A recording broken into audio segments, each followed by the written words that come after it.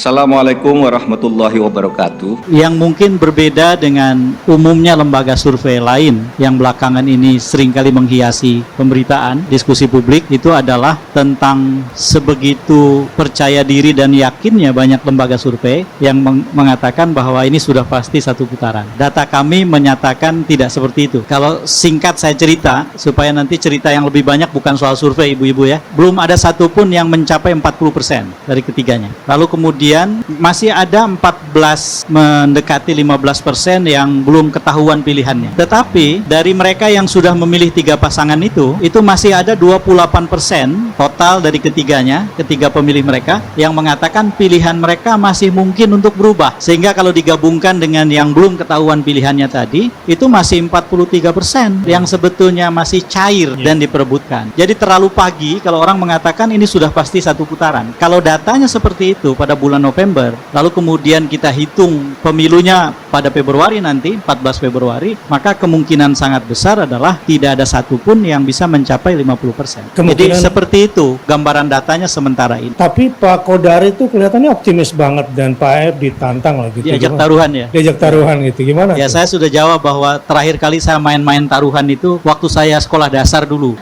Jadi udah lama sekali itu. Saya udah lupa caranya. Terus yang kedua, saya kira Pak Kodari itu bukan ngajak taruhan. Pak Kodari sedang memberitahu dia punya Alphard. Pakai cara yang berbeda saja gitu ya. Memberitahunya. Dulu di Jakarta 2017 kan kita mengalami hal yang sama, Ustaz. Iya betul. Betapa hampir semua lembaga survei mengatakan sudah selesai satu putaran. Bahkan dengan jarak yang relatif tegas, tebal, tidak tipis. Lalu kemudian dulu juga 2012 di Jakarta saya pernah mengalami hal yang sama pada saat pilkada. Jadi setiap kali ada kontestasi 2 putaran, maka seringkali salah satu senjata dari salah satu kontestan itu adalah mereka mengabarkan bahwa pertarungan sudah selesai 2 putaran. Sebetulnya mereka berharap bahwa orang kemudian terpengaruh dan akhirnya lebih cenderung memilih yang bisa menang 1 putaran. Perpendek waktunya, memperkecil biayanya dan seterusnya. Gitu ya. Biasanya begitu argumennya. Di sini sebetulnya ada dikotomi ya sepanjang perjalanan politik di bangsa ini antara umat dan bangsa. 2 kata ini kita sadari dan tidak kita sadari telah terjadi dikotomi. Seharusnya kan bangsa ini tidak boleh mendikotomikan itu. Keadilan sosial bagi seluruh rakyat Indonesia, terutama dalam hal kepemimpinan politik. Tapi nyatanya pokoknya Islam gak boleh menang, kadang-kadang begitu ya. Jangan sampai pilih si anu, nanti radikalisme atau apalah. Dibuatlah hantu-hantu. Dan mayoritas penduduk negara ini adalah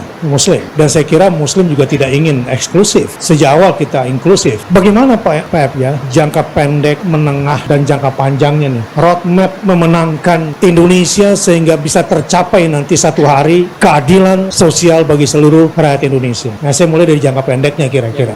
Sebelum itu saya ingin komentari yang tadi itu, Ustaz. Jadi salah satu bentuk pembodohan yang menurut saya amat sangat menyedihkan, itu adalah selama bertahun-tahun umat Islam di Indonesia atau seluruh orang di Indonesia dipaksa untuk menerima seolah-olah ada dikotomi itu. Kalau kita taat beragama, maka kita tidak cinta tanah air. Kalau kita berislam secara teguh, maka seolah-olah kita tidak bersetia pada Pancasila. Ada upaya untuk menanamkan dikotomi yang semacam itu, dan menurut saya itu keliru, itu pembodohan yang luar biasa. Barangkali wajar ketika kemudian dalam proses itu sekarang mereka yang sering menggunakan framing itu, yang sering menggunakan format dikotomi itu, sekarang kaget sendiri karena tiba-tiba ada gelombang membuat dikotomi baru, kelompok Pak Jokowi sama yang ingin menyelamatkan Indonesia gitu. Itulah yang terjadi sekarang. Makanya kaget mereka, loh gitu ya? Kok jadi berubah bunyinya. Menurut saya jadi wajar karena tiba-tiba orang-orang yang selama ini menjadi korban dari praktek-praktek framing, pembodohan dan seterusnya semacam itu, tiba-tiba saja sekarang punya kesempatan melawan. Kesempatan melawannya itu adalah pada saat rakyat diberikan kesempatan merehab harapan mereka, merehab aspirasi mereka dan memperbaharui segala sesuatu, dan itu bentuknya adalah pemilihan umum. Jadi kalau saya ditanya soal roadmap-nya, memang umat Islam di Indonesia itu berhadapan dengan tantangan jangka pendek, jangka menengah dan panjang. Jangka pendeknya itu 2024 harus dimenangkan. Jadi 2024 harus dimenangkan. Kita tidak berbicara tentang politik identitas antara orang Islam dan bukan Islam, atau kanan dan kiri atau apapun. Yang sedang kita bicarakan sebetulnya adalah umat Islam di Indonesia dan seluruh umat-umat agama lain di Indonesia punya hak untuk punya kesempatan maju seperti yang mereka mimpikan. Punya hak untuk membuat hidup mereka dan orang-orang yang mereka cintai itu baik di masa depan. Punya besok yang lebih baik dari hari ini, punya hari ini yang lebih baik dari kemarin. Hak itu yang harus diberikan, hak itu yang harus ditunaikan. didamaikan. Nah, untuk itulah saya menyebutnya sebagai kemenangan. Jadi ketika kemudian pihak yang memperjuangkan haknya untuk punya kemajuan buat banyak orang, menebar manfaat dan maslahat bagi sebanyak mungkin orang bisa menang, maka kita sebut kita menang. Jadi pengertiannya begitu. Dan ketika kemudian ada kelompok-kelompok tertentu mempersempit target-target tadi dengan target-target yang sangat sempit, bahkan bukan hanya kelompok tapi keluarga, seolah-olah berbuat untuk bangsa tapi sedang membangun dinasti misalnya, seolah-olah berbuat untuk banyak orang tapi sebetulnya memperjuangkan kepentingan yang sangat sempit. Mohon maaf, dengan segala maaf, Anda sekalian lawan kita begitu. Simpel aja, karena kemudian kita punya tujuan-tujuan yang lebih mulia, lebih berjangka panjang untuk banyak orang dan seterusnya. Anda memperjuangkan kepentingan yang sempit, ya dengan segala hormat ya kita berhadapan, dengan segala hormat kita berkontestasi. Dalam kontestasi wajar kalau kita ingin menang, dan itulah target jangka pendek yang menurut saya sangat penting. Menurut saya, semua orang di Indonesia, para pemilih, termasuk umat Islam yang mayoritas, tidak usah berteriak setiap hari untuk melawan, tidak usah turun ke jalan berdemo untuk melawan, tidak usah mengorbankan darah, keringat, dan air mata berhari-hari, berbulan-bulan, tidak usah persis seperti itu. Diperlukan hanya satu hari saja ketika perlawanan kita menegaskan bahwa kita tidak bisa seenaknya diinjak-injak, bahwa tidak ada satupun orang lain, pihak lain, sekalipun punya kekuasaan yang besar, itu bisa membuat kita tertindas dan memperpanjang ketertindasan. Dan hari itu adalah 14 Februari. Datang ke TPS, jangan hilangkan kesempatan emas, ikuti hati, lalu kemudian pilih sesuai dengan panduan hati kita yang tidak akan pernah berbohong. Dan ketika itu kita lakukan, saya kok hakul yakin bahwa pihak yang punya kepentingan sempit itu di 2024 ini akan kalah.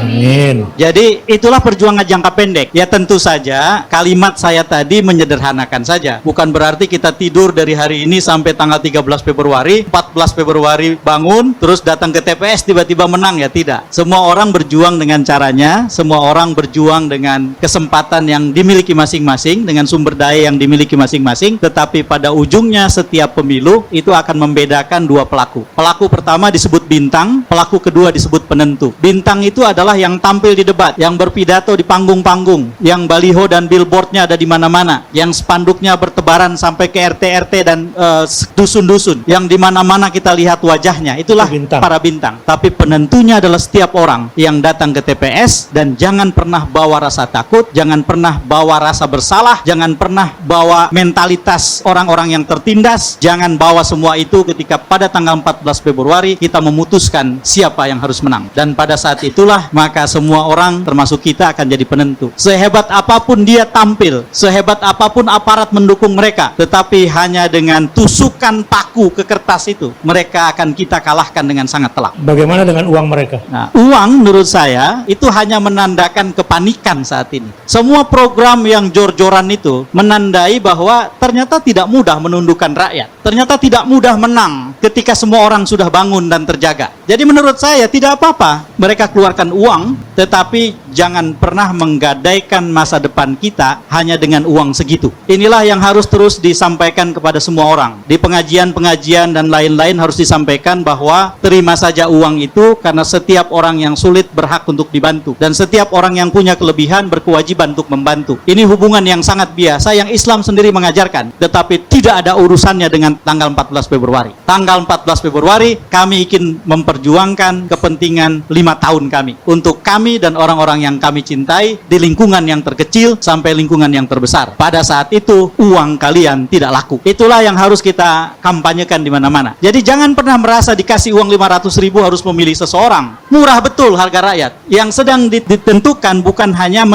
melubangi kertas pada tanggal 14 Februari, tapi menentukan masa depan dalam 5 tahun setidak-tidak. Dan inilah yang menurut saya program jangka pendek yang jangan sampai lepas. Masa depan Indonesia ditentukan 2024. Masa depan politik umat Islam, kebudayaan Islam dan lain-lain ditentukan pada 2024. Jangan pernah hilangkan kesempatan itu. Dalam bahasa Indonesia ada peribahasanya, jangan membunuh angsa yang sedang mengerami telur emas. 14 Februari itu adalah peristiwa di mana kita tidak membunuh angsa yang sedang mengerami telur emas. Kesempatan baik yang tersedia jangan dilewatkan. Nah itulah yang kemudian nanti dilanjutkan dengan program jangka menengah dan jangka panjang. Jangka menengahnya adalah menurut saya umat Islam harus terjaga sepanjang saat. Kontestasi, kompetisi kompetisi itu harus kita rumuskan ulang. Bukan setiap kali datang pemilu kita punya kontestasi. Kontestasi itu sepanjang saat. Karena setiap saat kita bisa bertemu dengan pemimpin yang hilaf. Kita bisa bertemu dengan pejabat publik yang lupa pada janji-janjinya. Kita bisa ketemu orang-orang yang berniat memperjuangkan manfaat dan maslahat sebanyak mungkin orang,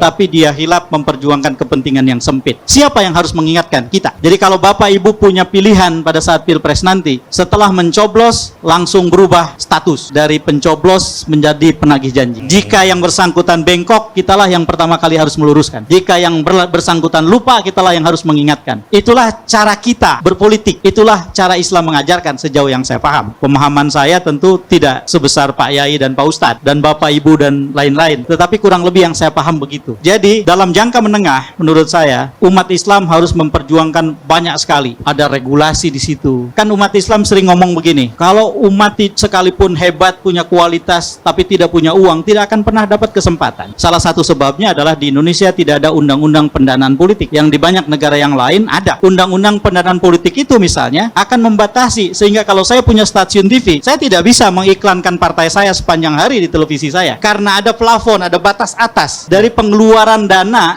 untuk kegiatan kampanye partai saya. Ketika lewat, tidak bisa lagi dia diudarakan. Undang-undang mengatur itu. Jika ada undang-undang yang semacam itu, tidak ada lagi orang yang bisa membiayai triliunan satu kegiatan kampanye, lalu kemudian setelah yang bersangkutan menang, semua kebijakan mengabdi pada kepentingan yang bersangkutan. Di undang-undang pendanaan politik dilarang. Istilah susahnya itu repayment, membayar balik kepada bohir, kepada orang-orang yang menyediakan dana itu. Itu perjuangan umat Islam itu. Jangan keliru. Umat harus terbuka matanya bahwa tidak sesempit memperjuangkan kebebasan di majelis. Tidak hanya itu. Jadi apa yang terjadi dalam perputaran siang dan malam di langit dan di bumi itu adalah ayat-ayat Allah. Maka dengan definisi itu perjuangan kita harus sampai kemana-mana. Jadi menurut saya ini jangka menengah 5 tahun dan 10 tahun. Dan salah satu bentuknya nanti adalah kita di Indonesia mengubah definisi umat dari massa menjadi warga negara. Massa itu orang banyak yang berkerumun. Warga negara itu tahu persis haknya, pandai menjaga hak itu. Tahu persis hak orang lain dan orang banyak, pandai menunaikan kewajiban untuk tegaknya hak orang lain dan orang banyak itu. Dia tahu ada pemimpin, tetapi dia tidak mau menumpukan seluruhnya kepada pemimpin. Dia harus memperjuangkan bertumpu pada dirinya. Dia tidak mau menunggu, tapi dia proaktif. Dan setiap kali ada pencederaan atau pembunuhan hak, dia melawan dengan cara Islam mengajarkan yang beradab. Nah, ketika kemudian semua kategori tadi ada, maka jadilah umat Islam berubah dari massa menjadi warga negara. Itu nggak boleh lama-lama itu. 5 tahun, 10 tahun harus sudah tercapai. Sampai kemudian, sekalipun organisasi di kalangan Islam banyak, ada satu hal yang nanti akan ditakuti oleh semua orang dalam jangka menengah. Jaringan politik Islam. Partainya bisa beda, tetapi mereka bekerja dalam bentuk jaringan. Organisasinya bisa banyak, tetapi mereka sebetulnya terhubung dalam satu kolaborasi kerja jaringan. Kalau itu terjadi, umat Islam berubah statusnya dari mayoritas statistik menjadi mayoritas politik. Tidak lagi menjadi objek tetapi menjadi subjek. Tidak lagi ditentukan tetapi menentukan. Menurut saya, kita dijamin konstitusi untuk punya cita-cita ini. Dan itulah cita-cita yang harus kita pelihara, kita rawat, kita perjuangkan. Nah, nanti Ustadz, dalam jangka panjangnya, saya membayangkan bahwa ada satu hal yang terbangun di Indonesia, yaitu political quotient, kecerdasan berpolitik pada umat. Kecerdasan berpolitik. Nah, kalau itu terjadi, menurut saya Indonesia akan jadi benchmark. Tidak akan ada lagi orang ngomong dikotomi antara Islam dan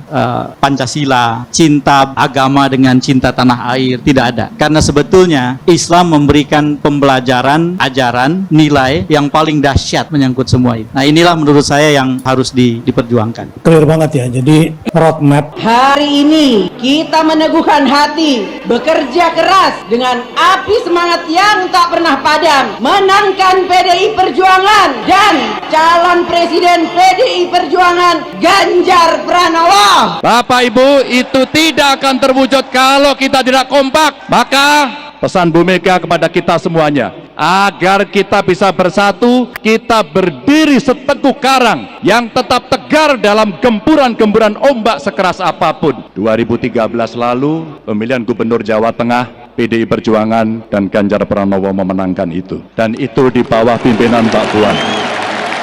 Insya Allah kita akan mengulang kembali di 2024. Mohon doanya.